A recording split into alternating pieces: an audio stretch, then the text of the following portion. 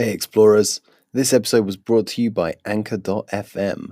It's the distribution service that we use to get this podcast to you. And to be honest, it's great. It's free. There's tons of creation tools that let you edit your podcast right from your phone or computer. They upload it to everything, Spotify, Apple Podcast, and tons of others. You can even make money with no minimum listenership. So it's got everything you need in just one place. So download the free Anchor app or go to anchor.fm to get started. Meat will bop. Spells. Are we testing the mic? Something like that.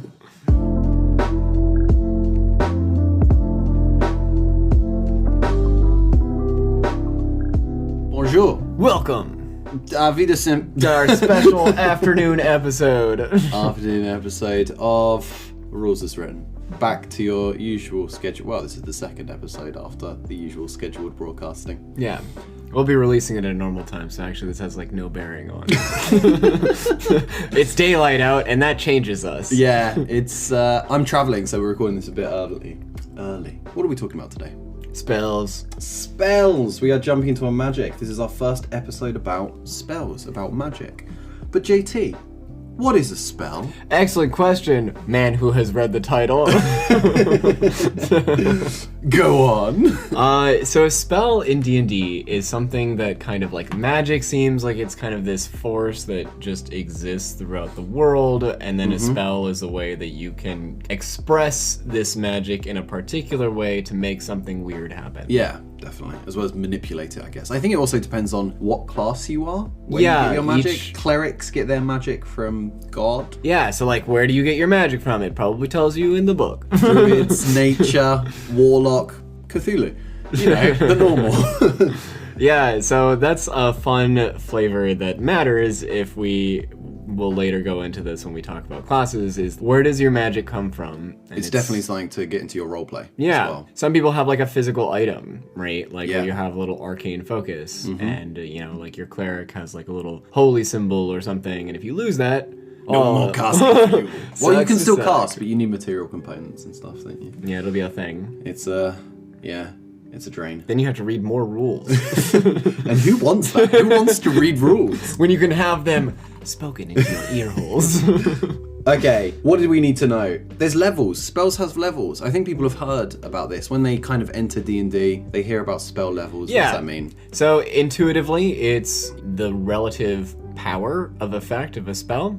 So they go from 0 to 9. The more high level it is, usually the more impressive the spell is. And that makes sense. 0 being something that we'll talk about later. 0 is a little special. That's why they're Zero's 0. a That's why little they bit didn't get a special. number. But I think it's also worth saying that these are separate levels to your character level. Yeah, they don't correlate one-to-one Yeah. from your character level. So if you're, I think you get 9th level at 17th. So you get 9th something level like- spells at 17th character level, something Yeah. like that. And then there's also rangers who are half casters who only go up to 5th level.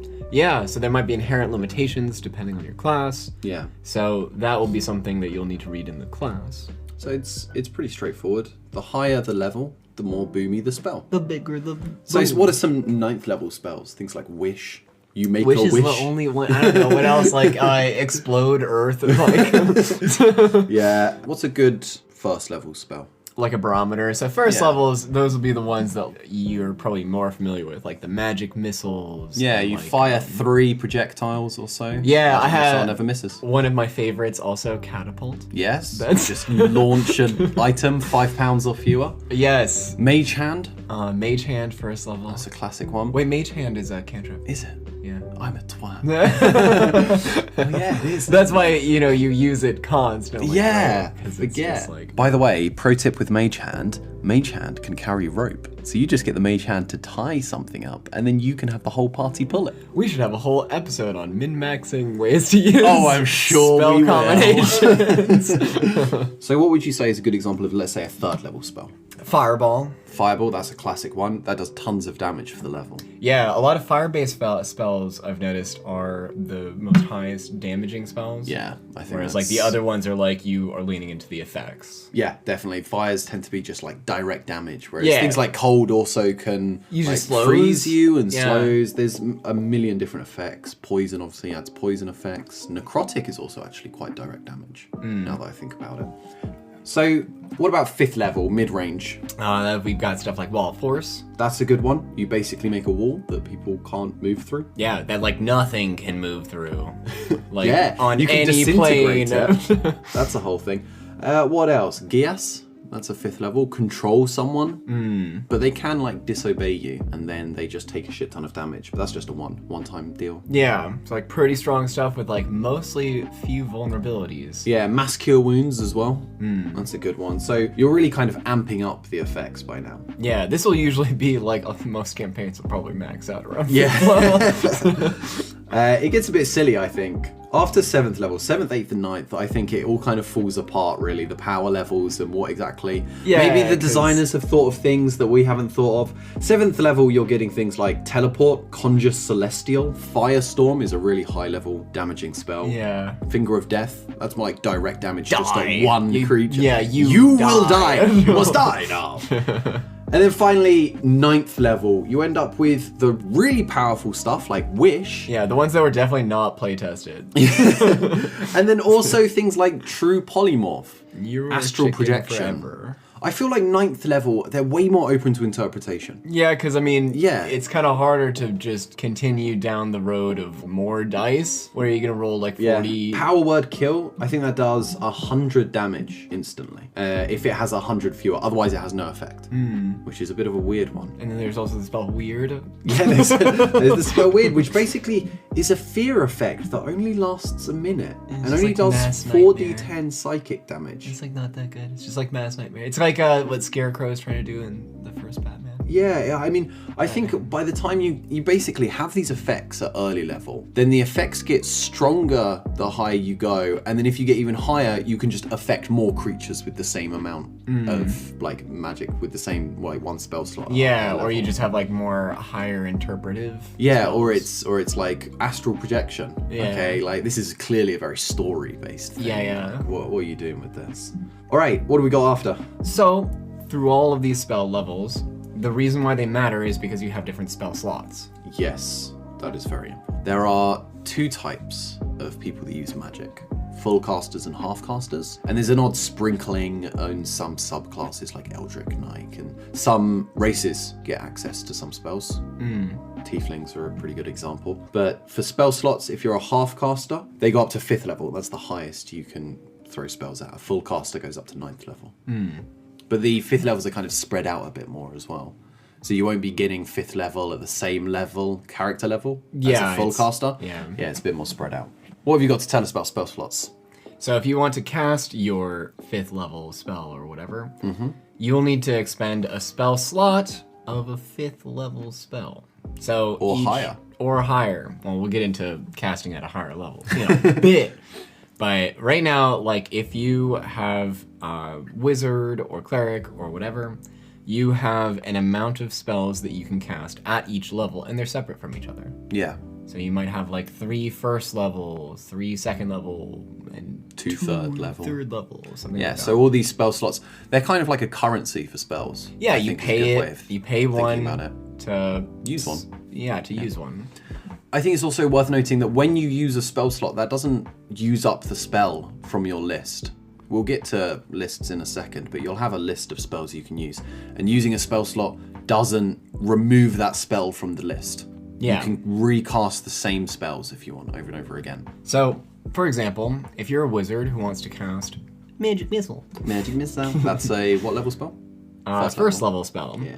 So you're trying to cast your Magic Missile, and you have, let's say, 3 first level spell slots. Then you'll expend one of your first level spell slots to cast Magic Missile, Then you'll have 2 left. and you have 2 left. So you if can cast you're- it 2 more times if you need. If you're, let's make it a bit more difficult. If you're 3rd level, you'll have 4 first level spell slots, 2 second level spell slots. What if you run out of first level spell slots? Well, then you'll be looking at casting at a higher level.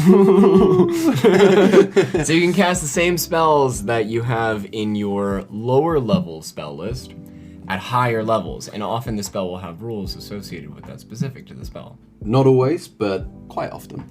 Yeah, quite often. If it doesn't, then, I mean, that just sucks. You're kind of just like, overpaying. Yeah, you're if we carry on overpaying. with our currency Yeah. way, you're just kind of overpaying. For example, magic missile, you are throwing out 3 magic missiles. They do 1d4 plus 1 damage. Force damage. When you cast it at a higher level, you just do 1 more magic missile. So if you were casting this at level 1, you do 3. If you're casting it at level 2, you're firing 4. If you're casting it at 9th level, you're firing 11. Someone's done that. And I want to be in that game. 9th level magic missiles. Yeah, so you can kind of see actually from this how the spell doesn't necessarily get, like, it's kind of logarithmic. It's not really, compared to your other spells that you'll have at It's that not level. perfectly balanced. Yeah. Yeah. Like, if you're casting spells at higher levels, it kind of gets worse and worse, I think, as you go on, Yeah, compared definitely. to, like, other spells. A that you 9th level magic missile is not the same as Wish. Yeah. So you can kind of balance that out. All right. So we've talked about spells. How do you get spells? What are spells? How do you know new spells? How do you have spells? How does this spell in your brain thing work? Well, the answer, Toby, is very simple. Mm-hmm. It depends. So you'll have known spells and you'll have prepared spells. What's the difference? A known spell is just a spell that you know, and different classes will have different ways of knowing spells. Mm-hmm. So like a wizard has to record all of their spells into a book. Yep. And that's their known spells. Whereas a cleric will just Know all the spells. all the cleric spells, yeah. So it's kind of how you learn new spells as well. When you Yeah. start, you'll have a list of spells, and how you add to that list depends on what class you are. Sorcerers get a new spell, or multiple spells, I think, sometimes, whenever they level up. Rangers get it every other time they level up, because they're half-casters as well. Wizards, like you say, they have the book that they record things in. Bards have a maximum number of spells known, so they can just replace already known spells with new spells when they level up as well. And then Warlocks are weird. Warlocks are weird. Warlocks, as a quick side note, Warlocks don't really use spell slots. Yeah, they're weird for a lot of reasons. All their spells are the same level. Yeah, you just all their cast spell slots are the same. spells. Yeah. So if you're a warlock listening to this episode, forget everything we said about spell slots. It doesn't apply to you. You're weird. We'll dive deep into that because we're going to have an episode for each class. Yeah. We'll do Warlocks first. There you go. That's Yeah, a that's your little promise. little nugget, little nug we'll give you. So those are known spells. Yeah, but preparing spells. So some classes, most classes, will have to prepare spells, and that can happen each day. Yep, after a Most of long the time. rest, pretty much. And that will be the list of spells that you can use that day. Although not all classes have to prepare spells. Yeah. Sorcerers don't prepare spells. Sorcerers just know the spells they know. Yep. So some, like, the flavor of that, I guess, is that you sorcerers, inherently know. They're inherently magical. Yeah. They don't get their magic from a god or nature or anything. They are Yeah, just so you don't magical. have to, like, So yeah, there's caveats to all these rules, and every class, what makes them unique is how they cast spells. So that's going to be a whole thing in of itself. But rest assured, we will get to it all. we will clear through the thicket of the brush that is the rules of D&D. So known and prepared spells, that's pretty straightforward. A quick side note, casting in armor. This is something that people often forget. Why doesn't the bard just wear heavy armor? Yeah, so I've noticed that, like, you know, wizards are squishy, Yeah. right? And they have the whole mage armor thing, but why not just wear real armor? Because if you are casting in armor that you're not proficient in, Which is all of them. you can't. It's simple.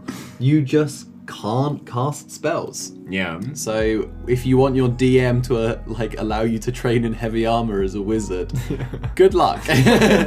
You'll need it. I think that's a good overview. What about level 0 spells? We touched on them earlier. Yeah, so now we're getting into the world of cantrips. Cantrips. Cantrips are super important. They're really important in your game. They're important to understand, and they're not too complicated. They're basically free spells. Free spells. You can just cast them.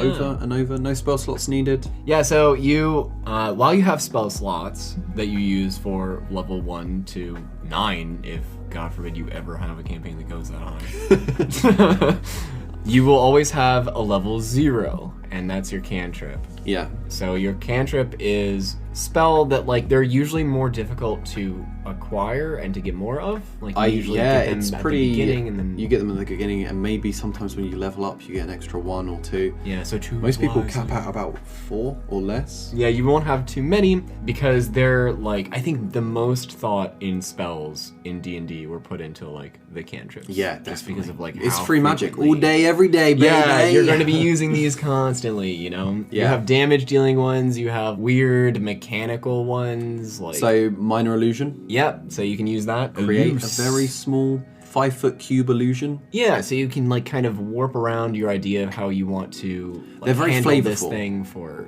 like a relatively small effect. Yeah. The other. prestidigitation. Yeah, I was just about to bring that up. Prestidigitation is basically make a small effect. Yeah, all kinds of, you know, you're Gandalf, you're sitting on like the back of your little cart and you're trying to blow off a little bit of firework. Yeah, Actually, speaking of, when Gandalf is talking to Bilbo and he goes, Bilbo Baggins! That's prestidigitation. Yeah. Could be thaumaturgy as well.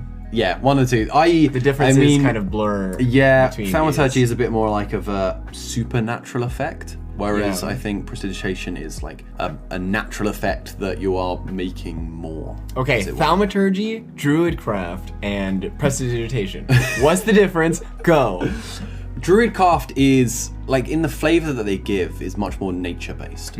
It's pretty much only open to druids. Things like creating a small rain cloud or like leaves falling effect, they're very kind of based in nature.